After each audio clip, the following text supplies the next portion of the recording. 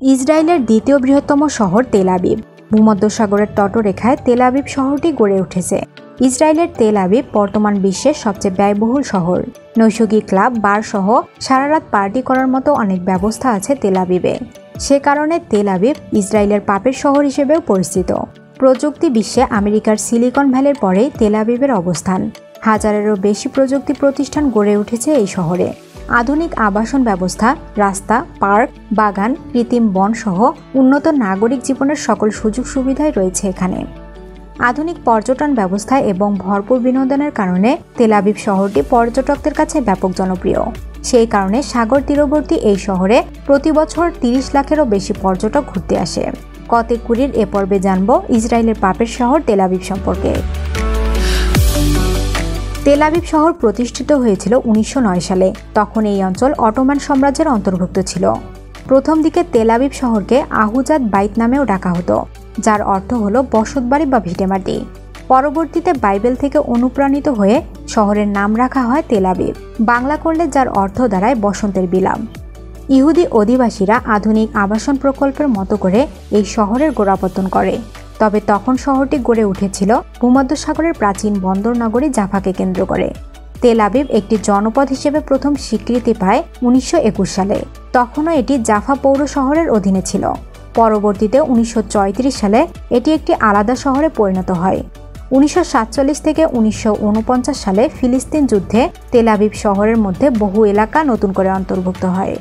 1950 সালে জাফা শহরকেও তেল আবিবের ভেতরে অন্তর্ভুক্ত করে এই শহরের নাম রাখা হয় তেল আবিব ইয়াফো। 1948 সালে তেল আবিব শহর থেকেই ডেভিড বেন গুরিয়ন ইসরায়েলের স্বাধীনতা ঘোষণা করেছিলেন। তারা পবিত্র শহর জেরুজালেমকে তাদের রাজধানী ঘোষণা করলেও তৎকালীন সময়ে জেরুজালেম শহর জর্ডানের অধীনে ছিল। সেই কারণে ইহুদিরা তাদের রাজনৈতিক কর্মকাণ্ড পরিচালনার জন্য তেল আবিব শহরকে বেছে নেয়। 1967 সাল পর্যন্ত তেল আবিব ইসরায়েলের রাজনৈতিক রাজধানী ছিল। বর্তমানে তেল আবিব ইসরায়েলের প্রধান অর্থনৈতিক কেন্দ্র।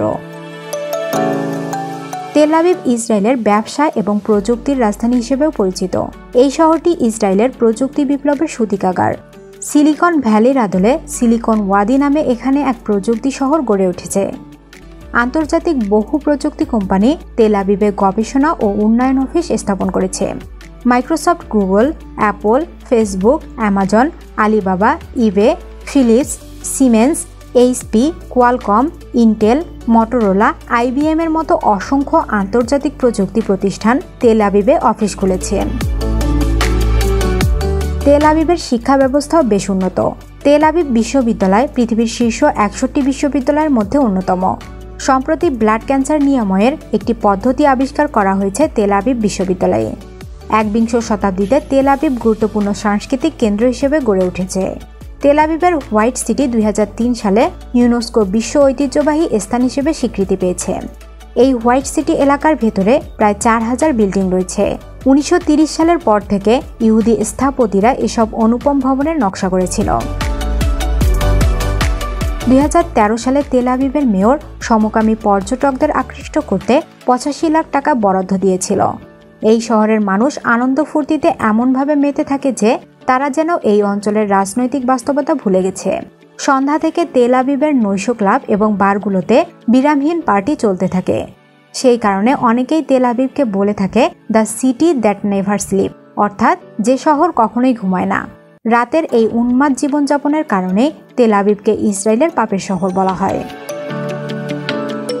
শুরুর দিকে ধর্মের উপর ভিত্তি করে এই শহর তথা সমগ্র দেশটি প্রতিষ্ঠিত হলেও তেল আবিবের জনগণ ধর্মচর্চার প্রতি খুব বেশি আগ্রহী নয়, বরং বেশিরভাগ মানুষই ধর্মনিরপেক্ষ। তেল আবিব শহরে 13টি প্রধান সমুদ্র সৈকত রয়েছে। প্রতি বছর প্রায় 85 লাখ মানুষ এসব সৈকতে গোসল করে। ন্যাশনাল জিওগ্রাফিক তেল আবিবকে বিশ্বের 9ম সেরা বিচ সিটি বা সৈকতের শহর হিসেবে ঘোষণা করেছে। এ ধরনের ভিডিও নিয়মিত দেখতে চাইলে কতেকুরি সাবস্ক্রাইব করে পাশে থাকা বেল আইকনটিতে ক্লিক করুন। ভিডিওটি ভালো লাগলে লাইক করুন এবং বেশি বেশি করে শেয়ার করুন। ধন্যবাদ।